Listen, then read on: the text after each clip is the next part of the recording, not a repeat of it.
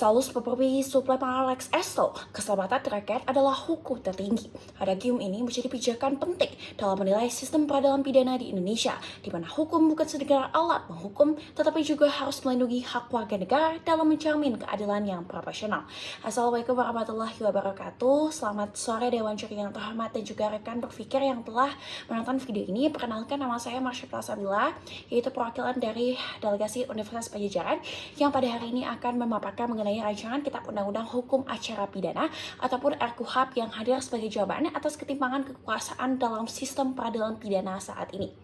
Dewan Juri perlu kita cermati bahwa selama ini KUHP menempatkan penyidik, yaitu terutama kepolisian, pada posisi yang sangat dominan.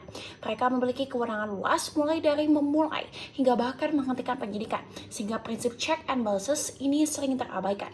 Kejaksaan juga tercenderung berperan pasif, di mana hal tersebut baru terlibat aktif ketika adanya perkara yang diserahkan. Lebih dari itu, Dewan Juri RKUHP mengenakan asas diferensi fungsional yang menegaskan peran kejaksaan sebagai dominus litis, yaitu adalah pengendali utama dalam proses penyidikan dan juga penuntutan. Dengan posisi ini, kejaksaan memiliki kewenangan lebih besar untuk mengawasi penyidikan sejak tahap awal, memastikan bahwa setiap tindakan penyidik akan berjalan akuntabel serta akan melanjutkan suatu keadilan lanjutan perkara yang berdasarkan dengan kepastian hukum, bukan sekedar kelengkapan dari administratif itu sendiri. Namun Dewan Juri, tantangan implementasi ini tetap saja ada. Beberapa ketentuan dalam RKUHP justru masih motivasi, seperti alasan subjektif untuk penggeledahan atau bahkan penahanan.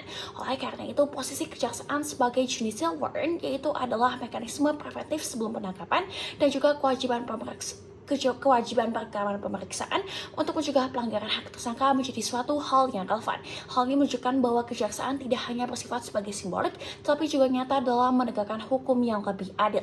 Dengan implementasi RKUHP yang konsisten, maka kejaksaan sebagai dominus litis dapat menyeimbangkan antara efektivitas penegakan hukum dan juga perlindungan hak warga negara. Oleh karena itu, Dewan Juri, maka lengkaplah sudah mengenai mekanisme dan juga esai yang telah saya paparkan.